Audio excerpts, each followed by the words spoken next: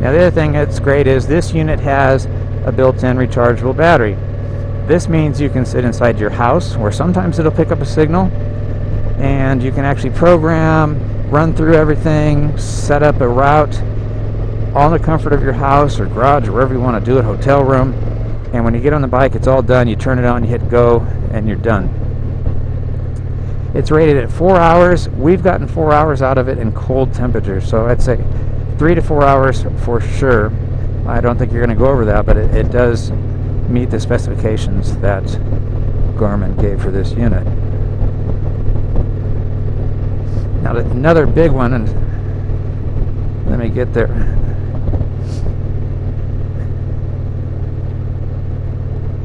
Is go to menu, where to. You can set up a route. Now here's routes we've done before. Say I want to go to Fortuna, California. I can edit this. Here's how it comes up. All the points I put in between, I can add or remove points.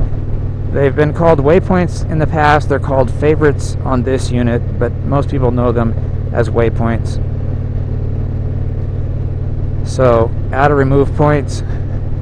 Here is where I'm starting, where I'm going, and you can insert new points or remove them rather easily. You have to do it once or twice, and it's like, oh, that's pretty cool, and it works well. So you can change it even when you're in the middle of a course. So, you want to set up a route, set it up. This unit does have waypoints, which are by far the most important to motorcycle riders, because we don't get on the freeway and go straight down the 5, straight down the 10, whatever the highway is, you know, in your town. We want to go this road, then that road. We don't go what's logical for a car to get there straight line. So that's why waypoints are so important in a GPS, and they're called favorites with the Garmin 550. But they are there, and they work very well. We've used them a lot. Let's go back to our favorites, hit the button. We have these lists. We have this list of favorites here. You know, we can go to Cambria, California on the coast. Hit go. Here's how fast it maps. See, set as new destination. Remaps it. It's going to tell me to turn around, first of all. It's already calculated. This unit is quite fast. Never have we felt like we had to wait for it for something. It's very fast. So now it's rerouted us.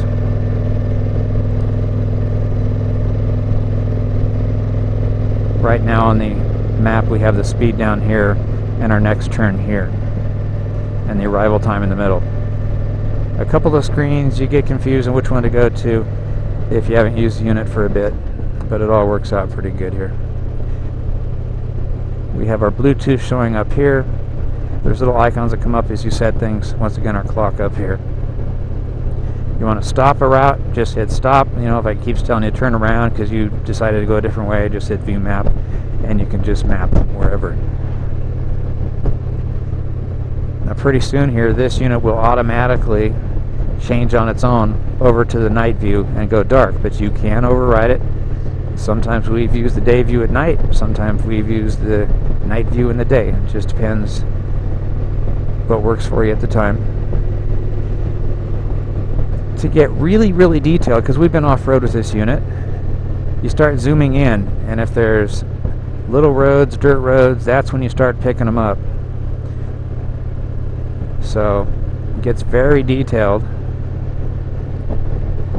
and updates, of course, very quickly as well. I'm going out here, now you see the coast and highway system, but to get to find a new road you may pass or find it, you zoom in, like we're showing some dirt roads off to the left, dirt roads over here. You can scroll and see where they go. Now another feature that's a little hard to use with gloves on is this GPS you can tap and drag, and sometimes it does that. You don't quite get it. Tap and drag. I don't know what I got there. You can tap and drag to see what's up above, and I'm not having much luck right now. Using your finger it's easier, but when you get in that mode, you can drag along a road see where it goes, what comes up. So you can look to the left, right, top, bottom of your map once you get that to work. So I'm looking ahead here on my road. Another thing is, you see some place and you want to go there on the map because you've scrolled, just hit it and it will ask you if you want to set it as a new place. You say set as a new place, or go there, or save. So you can save it here as a waypoint, give it a name. Now Garmin's got two screens. This is the normal smaller button screen, which we can just about use when we ride, and then it's got the other one which puts big letters across for gloves. Now let me show you how much thought Garmin put into this. We'll go back to our normal mapping here and we'll zoom out a little bit. Now, most touchscreen GPSs are very touchy, for your car. You touch a screen, you do whatever, it picks up very, very easy. What they've actually done with the Zumo is they've desensitized the touch screen so that if you just happen to touch it real lightly, which I'm hitting it too hard, but if you hit it real light, it doesn't pick it up usually. I have a sharp point on this glove, and that's part of what's doing it. So you have to push it harder, you have to rub it harder, which is what makes it work with gloves. And they've done a great job of desensitizing it so that it does work better with gloves.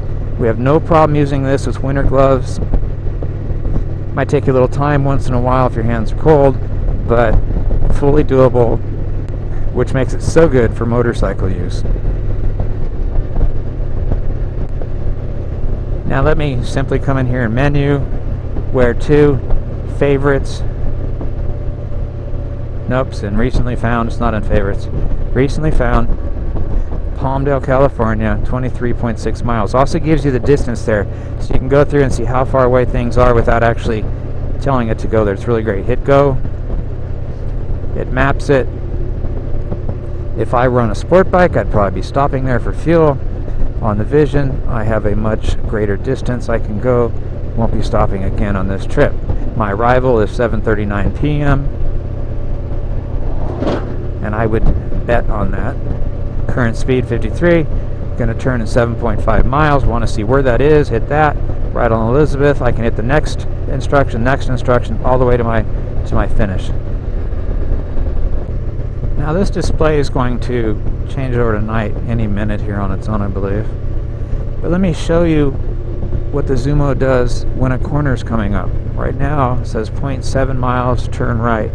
It has blown the image up, zoomed in, have you, as it just did again, and it puts a large arrow showing the course you're going to take. And that arrow keeps updating, and it stays zoomed in all the way until you get to that turn. Then it will go back to the normal display. Now we've got 0.4 miles. It keeps updating.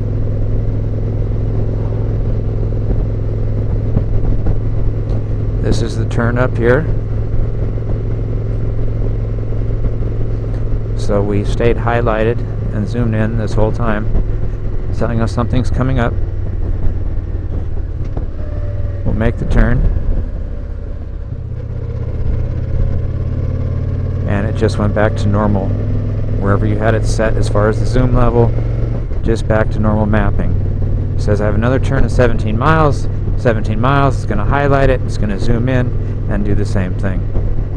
Works really well.